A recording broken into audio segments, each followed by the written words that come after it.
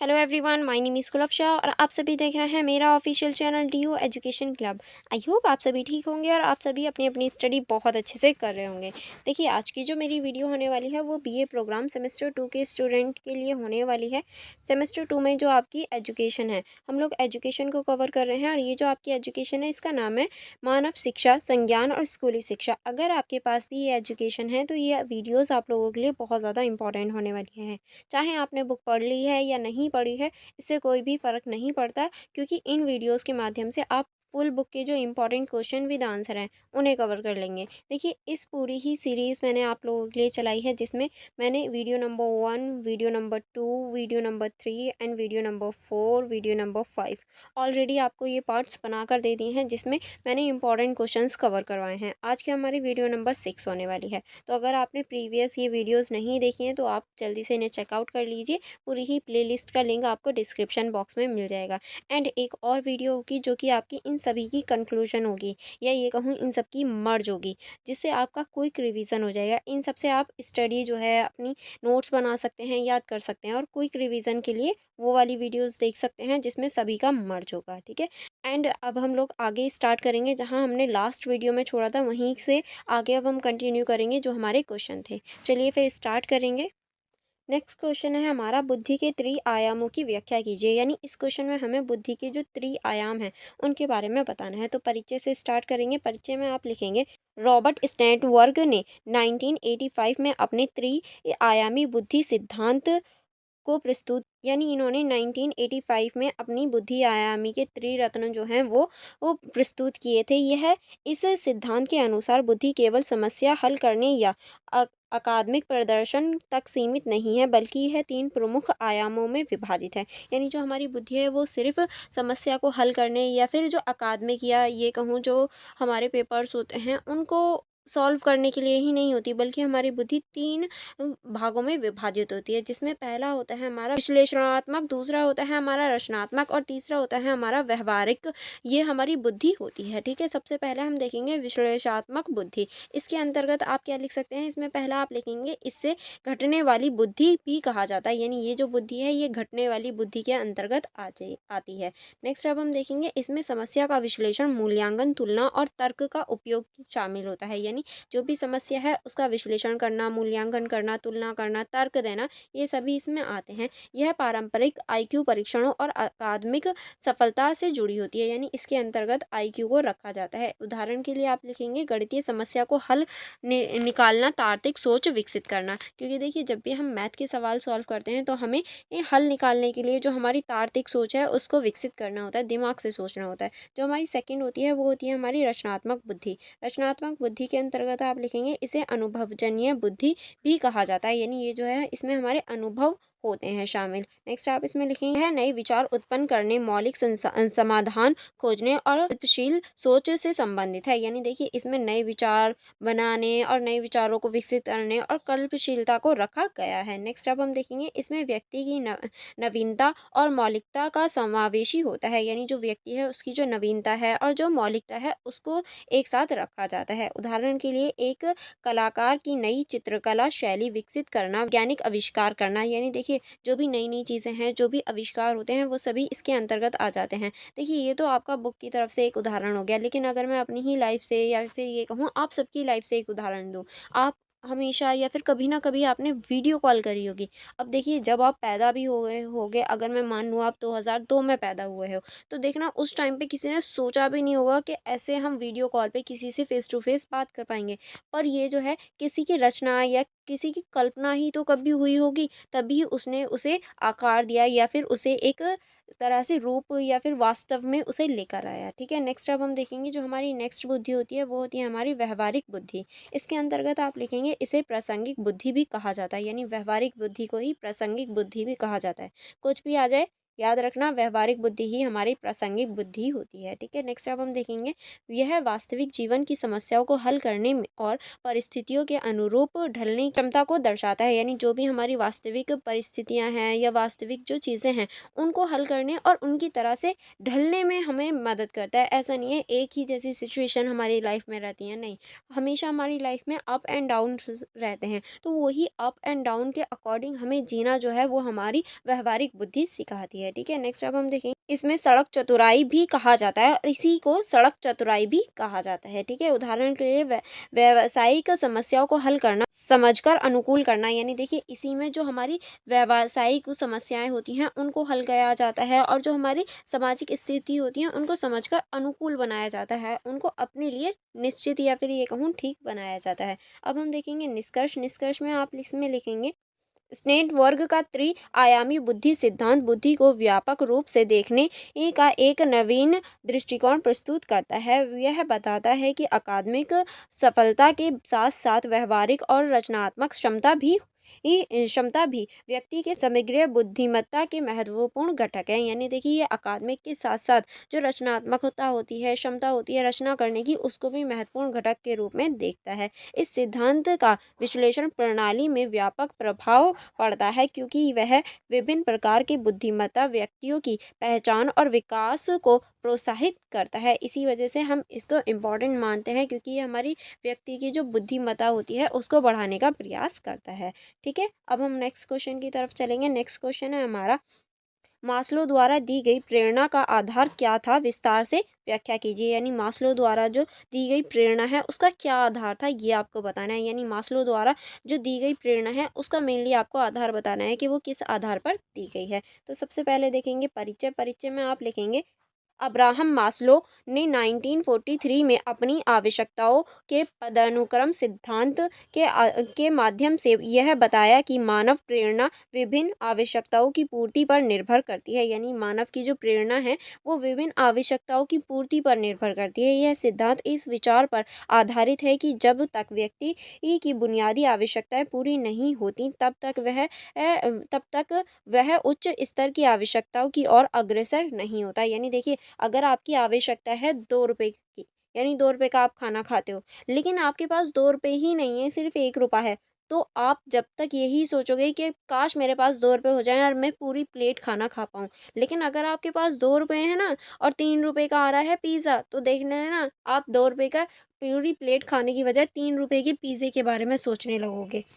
तो यही हमारी बुद्धिमत्ता है, या ये कहूँ यही हमारी रियलिटी भी है। क्यों? क्योंकि जब तक हमारी आवश्यकताएं पूरी नहीं होती तब तक ही हम उन आवश्यकताओं के बारे में सोचते हैं। जब हमारी जो आवश्यकताएं वो इजीली पूरी होने लगे ना तो हम उससे आगे की चीज़ें सोचने लगते हैं कि काश ये भी होता, काश वो भी होता। मानव जितना है उतने में खुश नहीं रह पाता। ठीक है, ये चीज़ें होती हैं।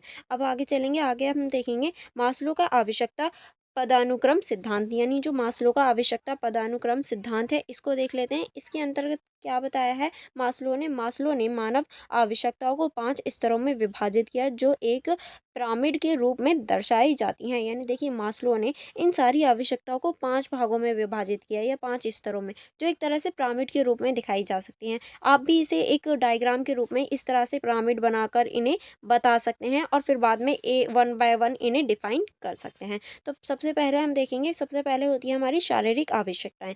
इसके अंतर्गत आप लिखेंगे यह सबसे बुनियादी आवश्यकता है जो जीवन रहने के लिए अनिवार्य होती हैं। उदाहरण के लिए भोजन हो गया, पानी हो गया, वायु हो गया, नींद हो गया और आश्रय हो गया। ये सारी चीज़ें जो हैं हमारे जीवन के लिए आवश्यक होती हैं। यदि ये आवश्यकताएं पूरी नहीं होती तो व्यक्ति अन्य आवश्यकताओं की ओर ध्यान भी नहीं देता। अगर उसके पास ये सारी चीज़ें हैं, यानी अगर मैं कहूँ ए व्यक्ति है जिसके पास भोजन भी है, खाना भी है, वायु भी है, नींद भी है और आश्रय भी है, तो वो पता है क्या सोचेगा कि इतना बड़ा घर है, नहीं अब तो मुझे इतना बड़ा घर चाहिए। ठीक है, और फिर वो सोचेगा अभी मैं यहाँ रहता हूँ, फिर मुझे यहाँ पर भी घर चाहिए, अभी मैं यहाँ हूँ तो दुनिया के ये वाला हिस्सा भी देखना है। ठीक है, उसके ये डिमांड्स होंगी। और जो बी व्यक्ति है उसके पास ना तो भोजन है ना ही आश्रय है, सिर्फ पानी है, वायु है, नींद है। तो वो पता है क्या सोचेगा, पहले भोजन मिल जाए मुझे, फिर आश्रय मिल जाए, कहीं रहने की जगह मिल जाए, और चीज़ मिले ना मिले, तो वो अपनी जो बेसिक वाली चीज़ें हैं, बेसिक डिमांड जो हैं वो पूरी करने की कोशिश करेगा, ठीक है।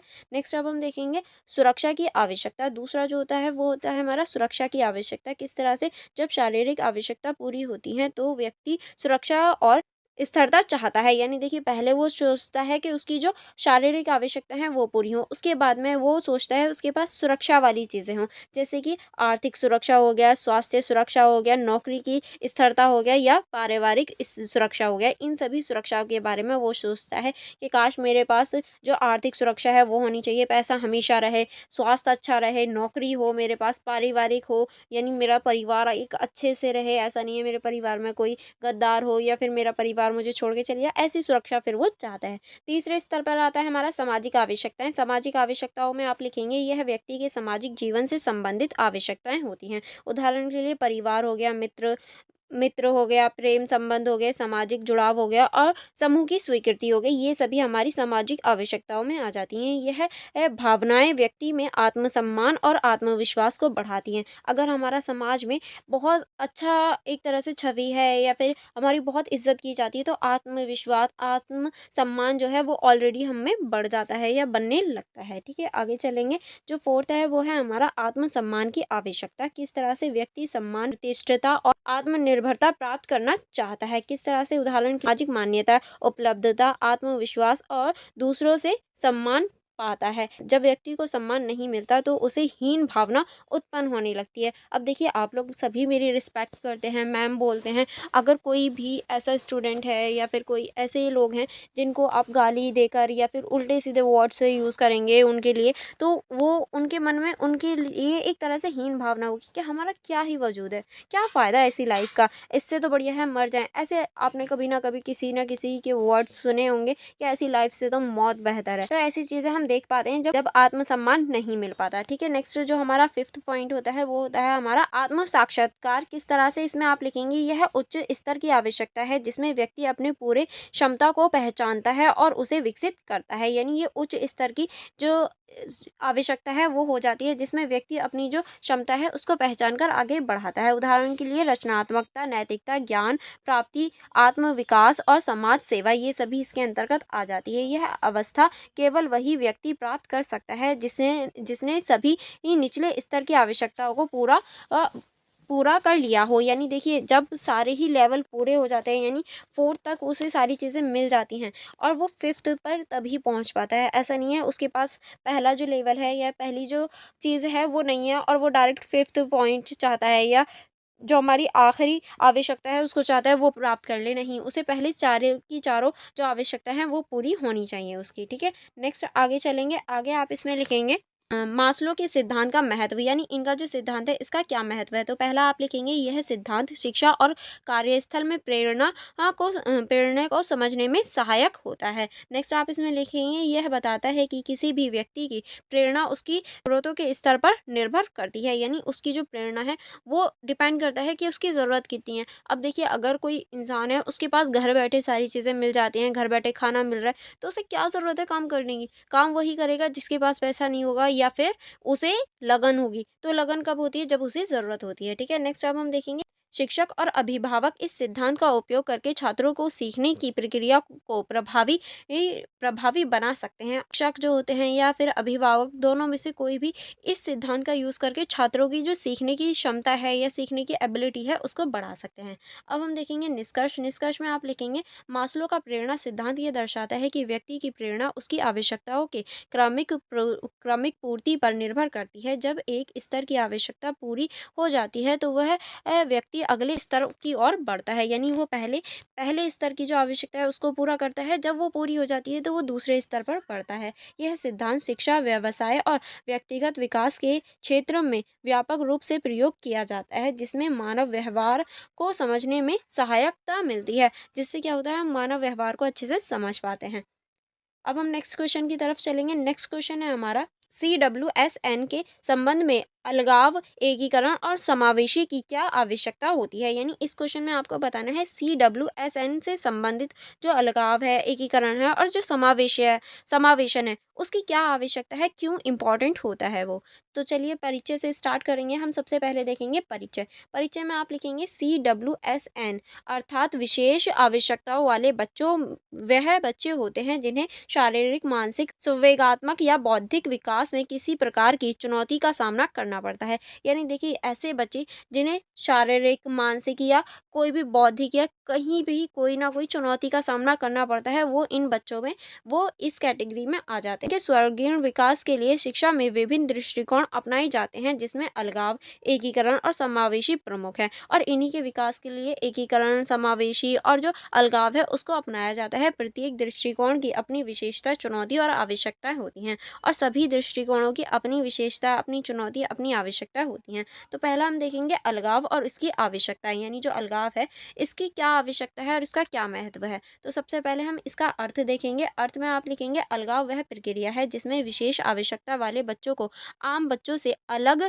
करके विशेष स्कूलों में शिक्षा दी जाती है। यानी ऐसे बच्चे जो हैंडीकैप हैं या फिर विशेष आवश्यकता वाले हैं, उन्हें अलग रखा जाए या अलग शिक्षा दी जाए। यह दृष्टिकोण इन बच्चों के लिए उपयुक्त माना जाता है जिन्हें अधिक सहायता और विशेष वातावरण की आवश्यकता होती है। इनका मानना है कि जिन भी बच्चों को विशेष आवश्यकता की आवश्यकता है, उन्हें अलग रखा जाए या फिर उन्हें नॉर्मल बच्चों से दूर रखा जाए। आवश्यकताएं किस तरह, गंभीर दिव्यांगता वाले बच्चों के लिए विशेष उपकरण, शैक्षणिक पद्धति और प्रशिक्षित शिक्षकों की आवश्यकता होती है। ठीक है, नेक्स्ट आप इसमें लिखेंगे ऐसी बच्चों की उनकी आवश्यकताओं को आवश्यकताओं के अनुसार अनुकूलित पाठ्यक्रमों और शैक्षणिक सामग्री प्रदान की जा सकती हैं, ताकि जो बच्चे हैं वो आगे बढ़ सकें और जो अनुकूल स्थिति है उनको बनाया जा सके। ठीक है, चलिए आगे बढ़ेंगे। आगे आप इसमें लिखेंगे अलग वातावरण में उन्हें आत्मनिर्भर और व्यावसायिक परीक्षण दिया जाता है। यानी जो अलग वातावरण होता है उनमें उन्हें आत्मनिर्भर और व्यावसायिक प्रशिक्षण दिया जाता है, ताकि जब वो रियल लाइफ में आए, यानी सभी लोगों के समान आए,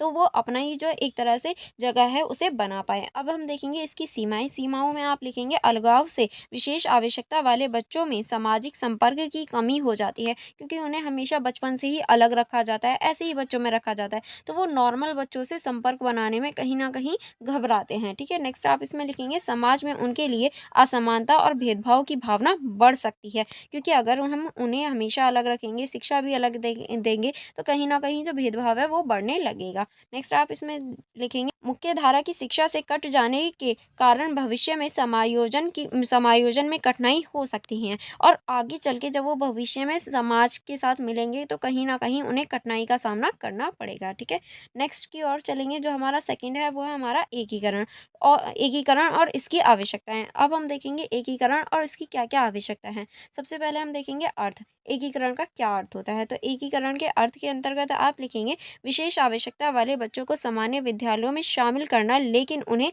अलग से विशेष सुविधा प्रदान करना। इसमें बच्चे आम विद्यालय में पढ़ते हैं, परंतु इनके लिए विशेष कक्षाएं या संसाधन उपलब्ध कराए जाते हैं। यानी देखिए सभी बच्चों को एक साथ पढ़ाना, नॉर्मल को भी अब नॉर्मल को भी, लेकिन जो अब नॉर्मल है उन्हें कुछ विशेष अधिकार या विशेष चीज़ें देना, विशेष पुस्तक देना, ताकि वो अपनी जो पॉसिबिलिटी है या फिर ये कहें जो अपनी पढ़ाई है उसको ज़्यादा अच्छे से कर सकें। इसीलिए उनके लिए कुछ विशेष कक्षाएं या फिर संसाधन देना, ताकि वो आगे बढ़ सकें। अब हम देखेंगे आवश्यकता। आवश्यकता के अंतर्गत पहला आप लिखेंगे ये दृष्टिकोण विशेष बच्चों को समाज का विभिन्न अंग बनाने में सहायक होते हैं। ये समाज में एक विभिन्न अंग बनने में सहायक हो जाते हैं। नेक्स्ट अब हम देखेंगे इन्हें मुख्यधारा की शिक्षा प्रणाली में अवसर मिलते हैं, जिससे वह आत्मनिर्भर बन सकते हैं। अब देखिए अगर इन्हें सभी बच्चों के साथ पढ़ाया जाता है या सभी बच्चों के साथ रखा जाता है, तो ये ऑलरेडी आत्मनिर्भर हो जाते हैं, और ये आगे चल के जब नॉर्मल दुनिया में आते हैं या फिर सभी लोगों के साथ कार्य करते हैं, तो उन्हें पता होता है कि नॉर्मल लोगों के साथ कैसा व्यवहार होगा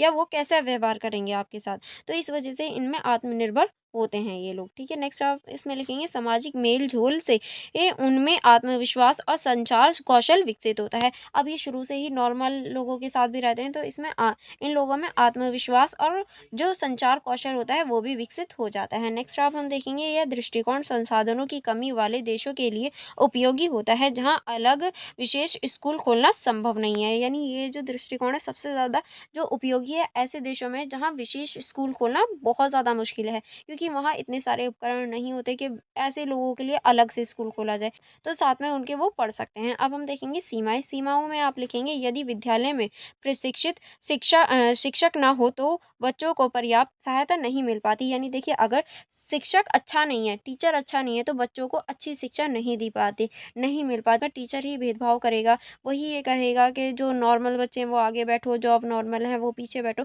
तो बच्चे कहाँ से वो जो शिक्षा है उसे ग्रहण कर पाएंगे। ठीक है, नेक्स्ट आप इसमें लिखेंगे कई बार विशेष आवश्यकता वाले बच्चों को उच्च सुविधाएं और संसाधन नहीं मिल पाते जिससे वह शिक्षा में पिछड़ सकते हैं। यानी सभी को समान सुविधा और उच्च सुविधा वाले संसाधन मिलने चाहिए ताकि वो बच्चे आगे बढ़ सकें। ठीक है, नेक्स्ट अब हम देखेंगे सामान्य बच्चे और शिक्षकों की मानसिकता को बदलना एक चुनौती होती है, क्योंकि सामान्य बच्चे जो हैं वो अब नॉर्मल बच्चों को हमेशा एक मजाक के रूप में देखते हैं और कभी कभी टीचर्स भी ऐसा ही करते हैं, तो उनकी जो मानसिकता है उनको बदलना कभी कभी वो चुनौतीपूर्ण हो जाता है। ठीक है, नेक्स्ट चलेंगे। नेक्स्ट है हमारा समावेशन और इसकी आवश्यकताएं। तो अब हम देखेंगे समावेशन क्या होता है और इसकी क्या आवश्यकता है। तो पहले हम देखेंगे अर्थ कि समावेशन का अर्थ क्या होता है। इसके अंतर्गत आप देखेंगे समावेशन वह प्रक्रिया है जिसमें विशेष आवश्यकता वाले बच्चों को बिना किसी भेदभाव के पूरी तरह से सामान्य शिक्षा प्रणाली में शामिल किया जाता है, जिसमें विशेष संसाधन, सहायक उपकरण और शैक्षणिक पद्धतियों के माध्यम से सभी बच्चों को समान अवसर प्रदान किए जाते हैं। यानी सभी बच्चों को एक समान रख के समान संसाधन, समान सहायक उपकरण और शिक्षा जो पद्धति है उसको समान रख के सभी बच्चों को समान अवसर दिए जाते हैं, वही हमारा समावेशन कहलाता है। अब इसकी जो आवश्यकता है उसको देखेंगे। इसकी आवश्यकताओं में पहला आप लिखेंगे यह दृष्टिकोण सभी बच्चों को समान अवसर और समान अधिकार प्रदान करता है ताकि जो समानता है वो बनी रह सके। नेक्स्ट आप इसमें लिखेंगे विशेष आवश्यकता वाले बच्चों को सामाजिक समरसता और स्वीकृति मिलती है। यानी जो विशेष आवश्यकता वाले बच्चे होते हैं उन्हें सामाजिक समरसता और स्वीकृति मिल जाती है इसमें। नेक्स्ट आप इसमें लिखेंगे यह उनके आत्मसम्मान, आत्मनिर्भरता और व्यक्ति विकास में सहायक होते हैं। ये जो है ये बच्चों के आत्मसम्मान, आत्मनिर्भरता और व्यक्ति विकास में एक महत्वपूर्ण भूमिका निभाते हुए हमें दिखाई देते हैं। नेक्स्ट आप इसमें लिखेंगे शिक्षक और साथी छात्रों में संवेदनशीलता और करुणा विकसित होती है। अब देखिए अगर हमारे साथ भी या आपके साथ कोई ऐसा व्यक्ति है जो हैंडीकैप है, जो चल नहीं सकता, आपके और आपकी टीचर्स के दिलों में फिर ये करुणा वाली भावना होनी चाहिए कि अगर वो चल नहीं पा रहा है तो हमें उसकी हेल्प करनी है, अगर उसे कहीं जाना है तो हम लोग ले चलें। ऐसा ना हो कि आप लोग उससे घृणा करने लग जाएँ। तो हमें जो करुणा वाली चीज़ें हैं उन्हें विकसित करना होता है। नेक्स्ट अब हम देखेंगे यह शिक्षा प्रणाली को अधिक न्यायसंगत और समावेशी बनाता है, क्योंकि देखिए सभी लोग एक साथ मिलकर पढ़ते हैं तो इसी वजह से ये अधिक न्यायसंगत और समावेशी हो जाता है। अब इसकी कुछ सीमाएँ भी हैं। सीमाओं के अंतर्गत आप लिखेंगे समावेशन के लिए शिक्षकों का विशेष प्रशिक्षण आवश्यक होता है। ठीक है, नेक्स्ट अब हम देखेंगे सभी विद्यालयों में आवश्यक संसाधन उपलब्ध कराना कठिन हो जाता है। एक तो सभी टीचर्स को पता होना चाहिए, ट्रेनिंग होनी चाहिए कि किस तरह से किस बच्चे को पढ़ाना है। दूसरा, सभी विद्यालयों में वो चीज़ होनी चाहिए कि अगर कोई बच्चा है जो सीढ़ियों से नहीं चढ़ सकता, उसके पैरों में प्रॉब्लम है, तो रैंप होनी चाहिए जिससे वो व्हील चेयर की सहायता से अपनी जो क्लासरूम है वहाँ तक जा सके। तो ये चीज़ें जो हैं ये जो सुविधाएं ये हर स्कूल में पॉसिबल नहीं हो पाती। ठीक है, नेक्स्ट आप इसमें लिखेंगे कुछ विशेष आवश्यकता वाले बच्चों को अतिरिक्त देखभाल और सहायता की आवश्यकता होती है जो समावेशी कक्षा में हमेशा संभव नहीं हो पाती। यानी कुछ बच्चे ऐसे भी होते हैं अब नॉर्मल वाले जिन्हें विशेष आवश्यकता है या फिर विशेष देखभाल की आवश्यकता हो जाती है, लेकिन जो समावेशी स्कूल होते हैं वहाँ हमेशा ये चीज़ पॉसिबल हो पाए ये नहीं हो पाता, तो इसी वजह से कहीं ना कहीं ये एक समस्या भी है। ठीक है, अब हम देखेंगे इस क्वेश्चन का निष्कर्ष। निष्कर्ष में आप लिखेंगे CWSN के लिए शिक्षा प्रणाली में अलगाव, एकीकरण और समावेशी तीनों ही महत्वपूर्ण हैं। यानी अगर हम CWSN की बात करें तो अलगाव, एकीकरण और समावेशन तीनों ही इंपॉर्टेंट रोल निभाते हैं। किस तरह से यह भी हमने देख लिया।